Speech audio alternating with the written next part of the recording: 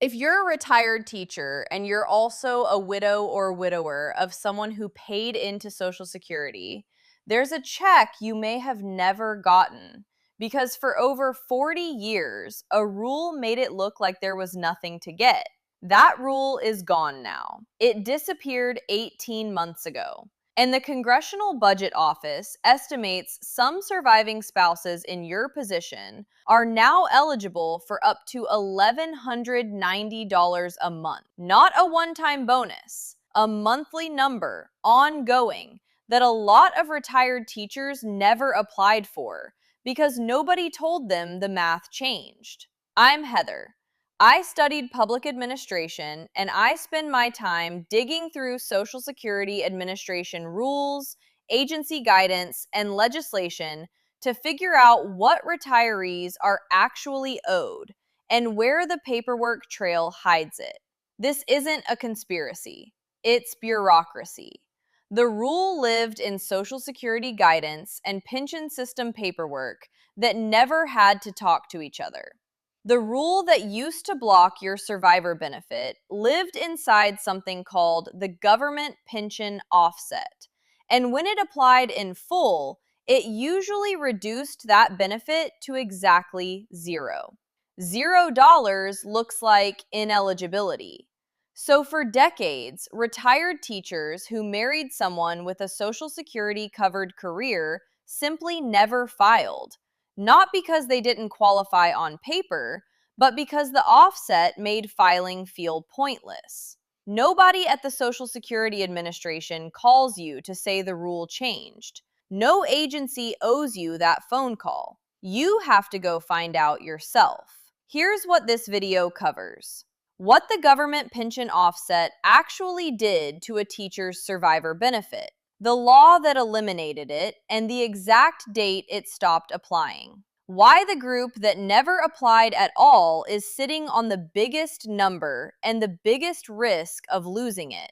And the one clock you need to know about before you file, because it isn't the clock most people assume. Quick ask before we get into the mechanism. If you know a retired teacher who married into a Social Security household, send them this video. This is the group most likely to have never filed at all, and the fastest way they find out is somebody sending them this, not stumbling onto it themselves. Now, here's the mechanism, and there are two separate rules people mix up constantly, so let's split them cleanly. The Windfall Elimination Provision, or WEP, reduced your own Social Security retirement benefit, the one based on your own work record, if you also collected a pension from a job that didn't withhold Social Security taxes. That's one rule. The government pension offset, or GPO, is different.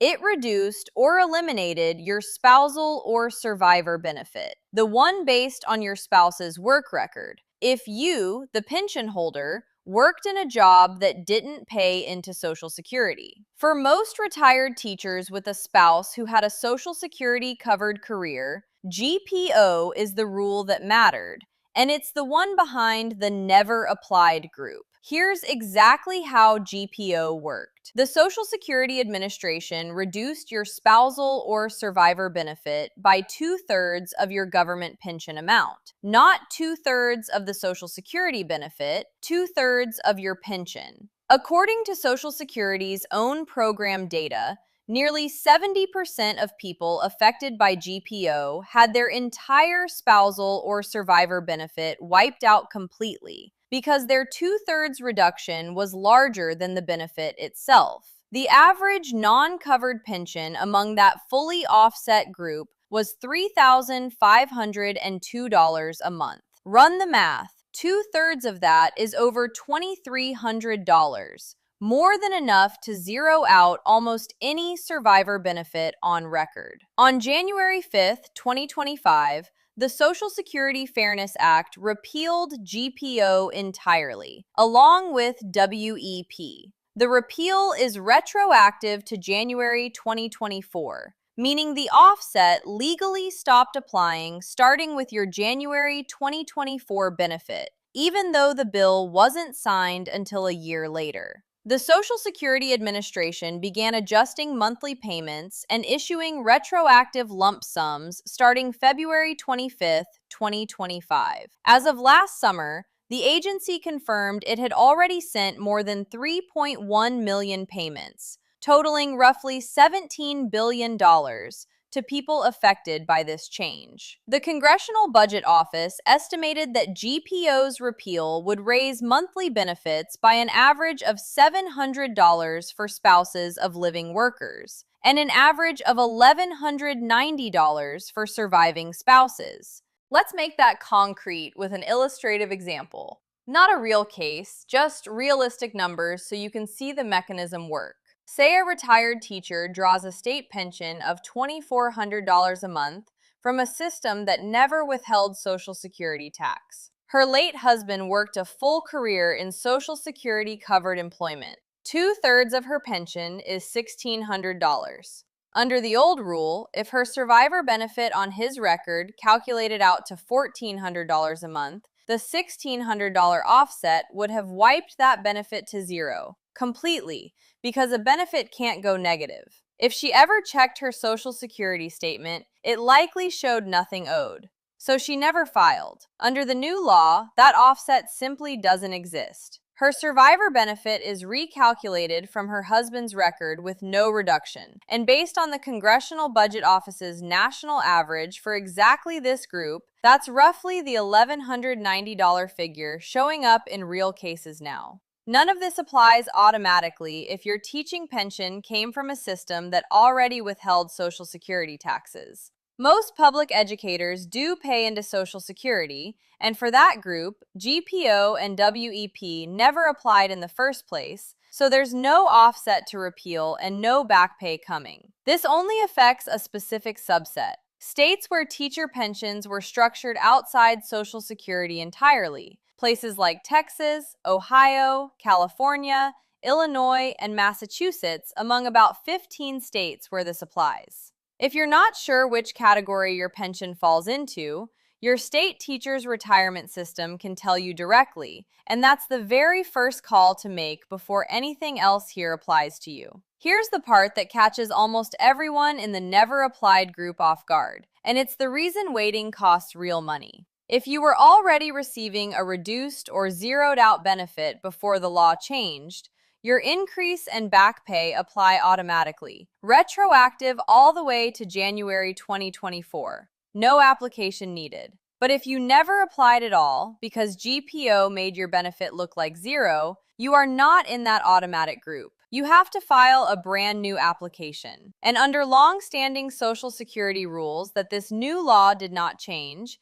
retroactivity for a first-time spousal or survivor application is generally limited to 6 months before the month you file, not back to January 2024. That 6-month cap has nothing to do with the Fairness Act. It's a separate, older rule about how far back any new claim can reach, and it applies regardless of why you're filing late. So every month you wait past today is a month of eligible back pay you are permanently giving up, not because of paperwork errors, but because the 6-month window keeps sliding forward with you.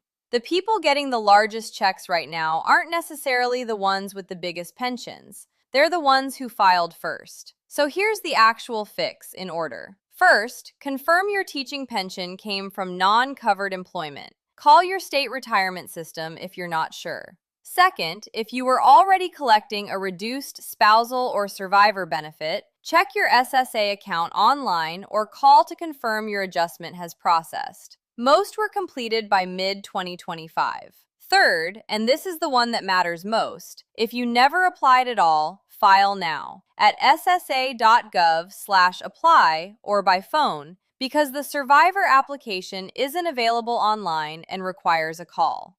The 6-month clock starts the day you file, not the day you decide to. That's the shape of it. A rule that used to make your benefit look like zero, quietly repealed, with a filing clock that doesn't wait for you to notice. I'm not a financial advisor, and I'm not with the Social Security Administration. I researched the actual rules so you don't have to dig through agency guidance and legislation yourself. And I'm telling you the same thing SSA's own materials say. If GPO used to zero out your survivor benefit and you never filed, that application is on you to submit. If this saved you from finding out about the 6-month clock the hard way, subscribe. I break down one government benefits rule like this every week, always for one group at a time.